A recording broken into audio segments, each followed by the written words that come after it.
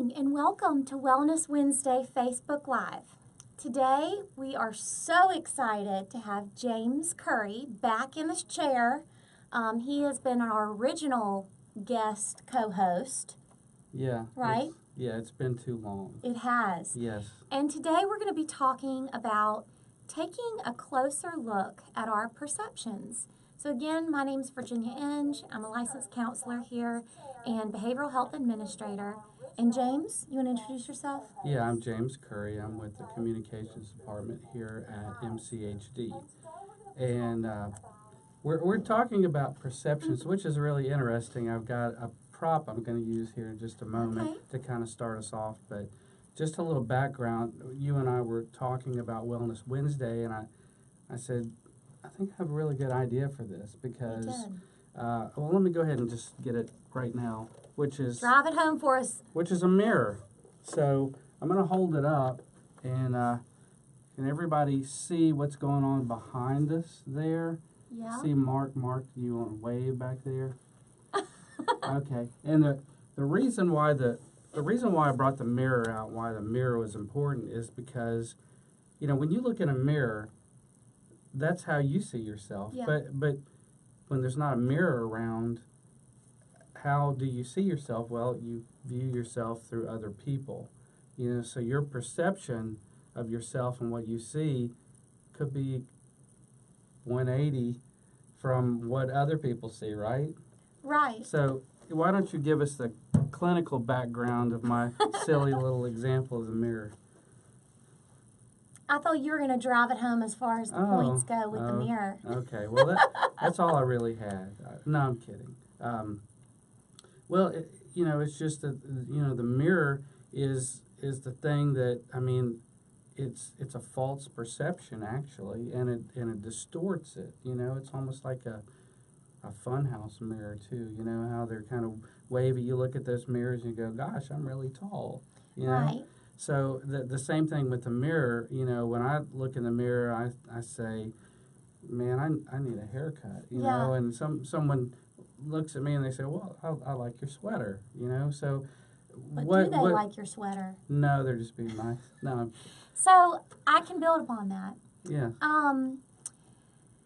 A lot of times the way that we perceive things has to do with the way that we were raised, has to do with our culture, has to do with our ideals, our values that were created from our very early lifetime experiences. So what I might see in the mirror and how I might judge myself or say what is right there or not right here could be totally different from somebody in another upbringing, another culture view me. An example might be I might see myself as, you know, one way, and somebody else might see me as another. Somebody else might see me as, say, fit. I might see myself as more, you know, unfit, full. So, and that really does relate a lot to different people with eating disorders and weight problems in the way that they see themselves.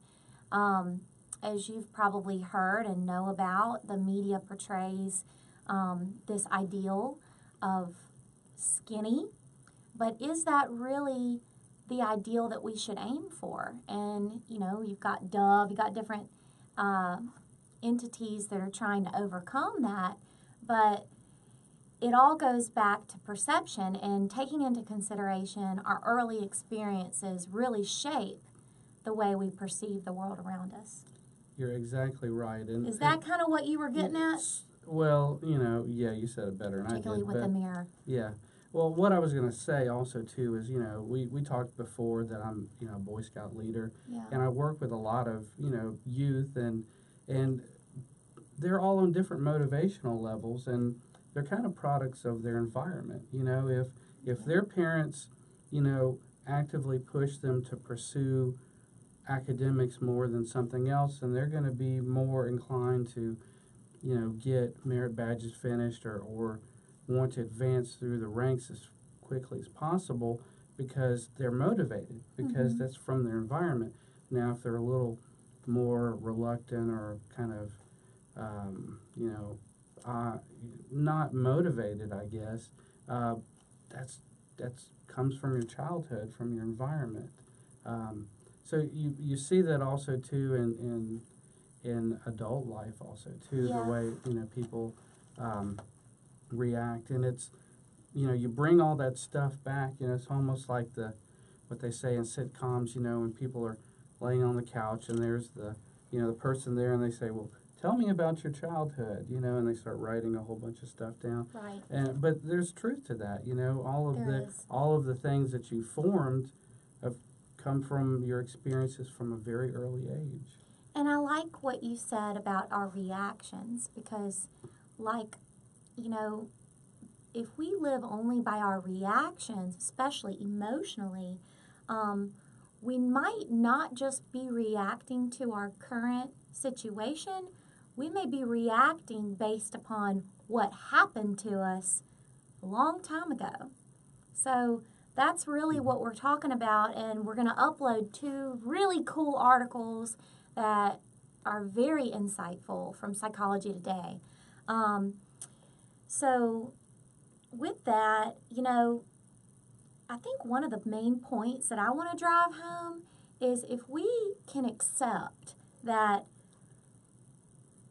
it's not completely true, maybe what we're perceiving, particularly if it's super high emotion, and it might be because of our own triggers or issues from the past, we might be a little bit more humble than, say, accusatory. And this really gets to relationships. I think that's how it affects, that's how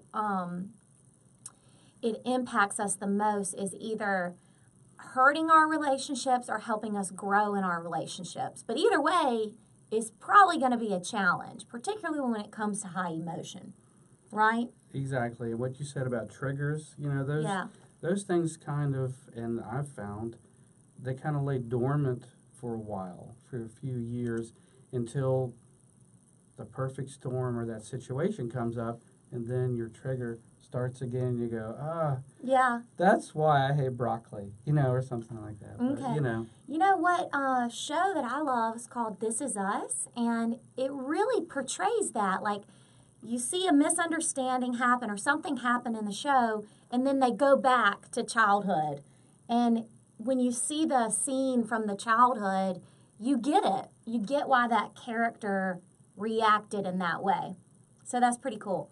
So I think we really covered that idea of, can we trust our perceptions? Maybe they can be altered with high emotion. The next thing I wanted to hone in on is how, particularly what you got to look out for is our threat emotions. Because basically we have a alarm system within us that is based on meeting our own physical and psychological needs. When we feel threatened, literally all kinds of things happen in our body. Cortisol and adrenaline are secreted, breathing and heart rate quicken, sending oxygen and sugar to our limbs, ready for us to fight or flight. So when we feel threatened, we feel a reaction. Some maybe more than others. So you need to understand that even if you feel that way, it might not be because of the other person. It might just be your own perception that is based on your past or your perception of threat. And, you know, we are fully capable of feeling anxious even when our partner's actions have nothing to do with danger. It might just be us. And I can't tell you, as a counselor, there's lots of dysfunction that can happen in control and paranoia when someone thinks their partner is untrustworthy, but really all the evidence points to just that person's issues with trust. So the point in sharing this too is be slow to anger and be more cognizant of the fact that your perception may be altered by these high threat emotions. Thank you. That was good. Is that good? I meant to show the perception of Mark. Tell us how much time has elapsed. So that's how we do it. That's how we do it. We wrap it up. Yeah, that's the other side of the screen, and that's how it goes. I mean, that's what you see when you look at us right now. You see us on set. We have a nice backdrop, but when I turn the mirror lots of different around, facial expressions. Yeah, this is not a movie studio. No. And there's only 3 of us in here, so I mean, you kind of see what we see. So be aware of that. Next time you get angry or upset or threatened, take a step back, breathe, maybe go out for some fresh air, and be compassionate on yourself. It's okay that you're not crazy, okay? You might just have something has set off your alarm system. So take a deep breath. That's a great clue that it might not be your surrounding or your partner.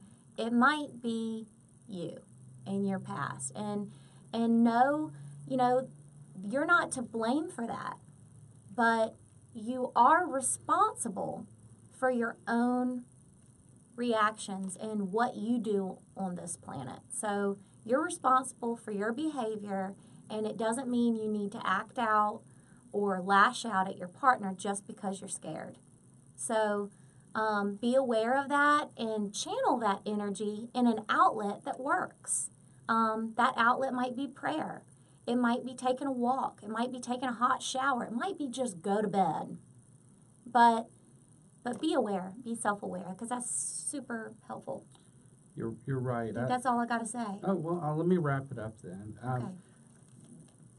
We're really thankful that you're here and we have this service that we can offer, because, people may have these perceptions about themselves, and, they may not know where to turn or who to talk to. It can be confusing. I mean, a lot of times, it can be confusing, but, a lot of times this can be solved or resolved for someone just by talking to the right person. Yeah. So with that segue, can you read the number for people to call you to make an appointment? I'm pretty sure I've memorized the number with all the signs everywhere. Stop it. Hold.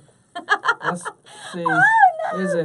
Is it 251 690 8889? That's correct. See, I knew it. Yeah. But again, you can contact one of our behavioral health counselors, providers, or one of our social workers, as we talked about last week. Have a great Wellness Wednesday, and hopefully this was helpful. We will be uploading notes and links to some of these cool articles from Psychology Today. And don't worry about the mirror too much. Right. Don't worry about it. We'll You're beautiful. See you next Wednesday. Goodbye.